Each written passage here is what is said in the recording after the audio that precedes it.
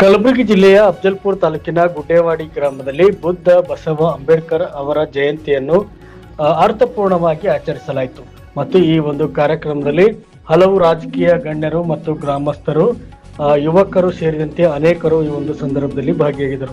ಅದೇ ರೀತಿಯಾಗಿ ಬುದ್ಧ ಬಸವ ಅಂಬೇಡ್ಕರ್ ಅವರ ಕುರಿತಂತೆ ಹಲವು ಉಪನ್ಯಾಸವನ್ನ ನೀಡಲಾಯಿತು ಮತ್ತು ಕಾರ್ಯಕ್ರಮದಲ್ಲಿ ಧ್ವಜಾರೋಹಣ ಮತ್ತು ಫೋಟೋ ಪೂಜೆಯನ್ನು ಕೂಡ ಗಣ್ಯರಿಂದ ನೆರವೇರಿಸಲ್ಪಟ್ಟಿತು.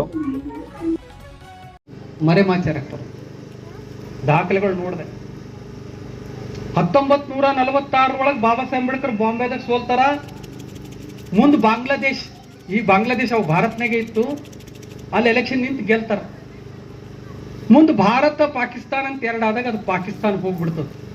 ಬಾಬಾ ಸಾಹೇಬ್ ಅಂಬೇಡ್ಕರ್ MP ಇರ್ತಾರಲ್ಲ, ಅವ್ರು ಪಾಕಿಸ್ತಾನಕ್ಕೆ ಹೋಗಿದ್ರು ಆ ದೇಶದವ್ರು MP ಆಗಿರ್ತಿದ್ರು.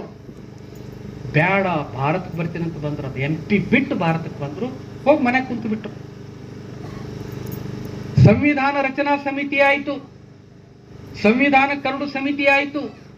ಬ್ರಿಟಿಷರು ಹೇಳ್ದಂಗೆ ಮಾಡ್ಲಕತ್ತಿದ್ರು. ಅವ್ ಇನ್ನ ನಮ್ಗೆ ಗೊತ್ತಿಲ್ಲಪ್ಪ ನೀ ಹೆಂಗಂತೀರಂತೇಳಿ. ಆ ಕರಡು ಸಮಿತಿದ ಅಧ್ಯಕ್ಷ ಡಾಕ್ಟರ್ ಐವರ್ ಜೆನ್ನಿಂಗ್ ಅನ್ನೋ ಬರ್ತಾನ. ಐವರ್ ಜೆನ್ನಿಂಗ್ ಅವ 2-3-4-5-6 ದೇಶ ಸಂವಿಧಾನ ಬರ್ದಿದ್ದವ.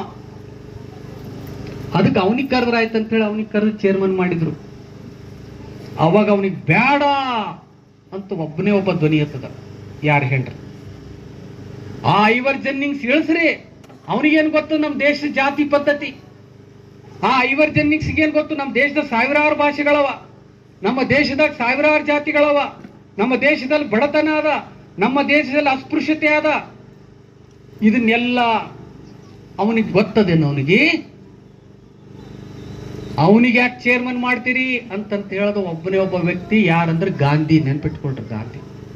ಅವನಿಗೆ ತೆಗೀರಿ. ಅವನಿಗೆ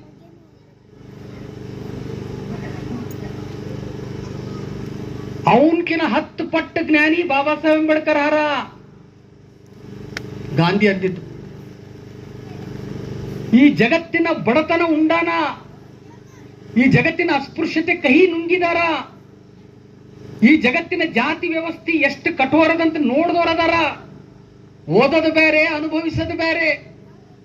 ಜ್ಞಾನಿ ಅದರ.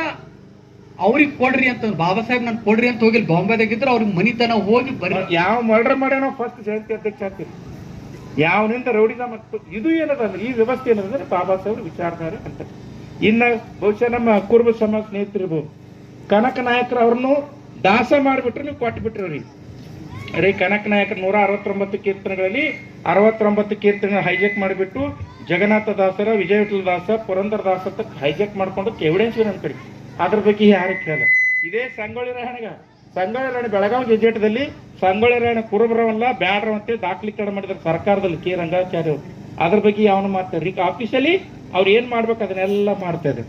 ಸೊ ಕನಕ ನಾಯಕನನ್ನು ಕನಕ ದಾಸ ಮಾಡಿ ಅವ್ರ ಕಡೆ ಅವ್ರು ಏನ್ ಹೇಳ್ದು, ಕನಕನ ಕುಲವೆಂದು ಹೊಡೆದಾಡದಿರಿ, ನಿಮ್ಮ ಕುಲದ ನೆಲೆ ಏನಾರು ಬಲಿ.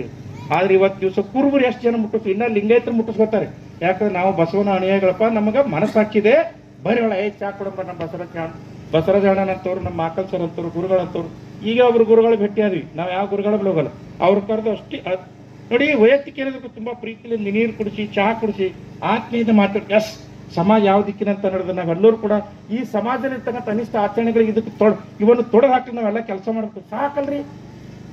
ಆದ್ರೆ ಇವತ್ತ ಕನಕ ನಾಯಕನ ವಿಚಾರಧಾರೆ ವಿರುದ್ಧ ಕುರುಬ ಜನಾಂಗ ಹೋಗ್ತಕ್ಕಂಥ ನಾವು ನೋಡ್ತಾ ಇದ್ವಿ. ಅಂಬಿಗರ ಚೌಡ ಯಾರಾದ್ರೂ ಒಬ್ಬರಿಬ್ರು ವೇದಿಕೆ ಮೇಲೆ ಕೆಳಗಿರಬಹುದು. ಅಂಬಿಗರ ಚೌಡ ಹೇಳಿದನು, ಗುರು ಕಟ್ಟಿದ ಲಿಂಗವನ್ನು ಬಿಟ್ಟು ಬೆಟ್ಟದ ಮೇಲೆ ಲಿಂಗಗಳಿಗೆ ಅಡ್ಡಡ್ಡ ಬಿದ್ದು ಹೋಗುವ ದಡ್ಡ ನನ್ನ ಮಕ್ಕಳನ್ನು ಮೆಟ್ಟುವ ಎಕ್ಕಡದಿಂದ ಲೊಟ ಲೊಟ ನುಡಿಯಿಂದ ಅಂಬಿಗರ ಚೌಡ.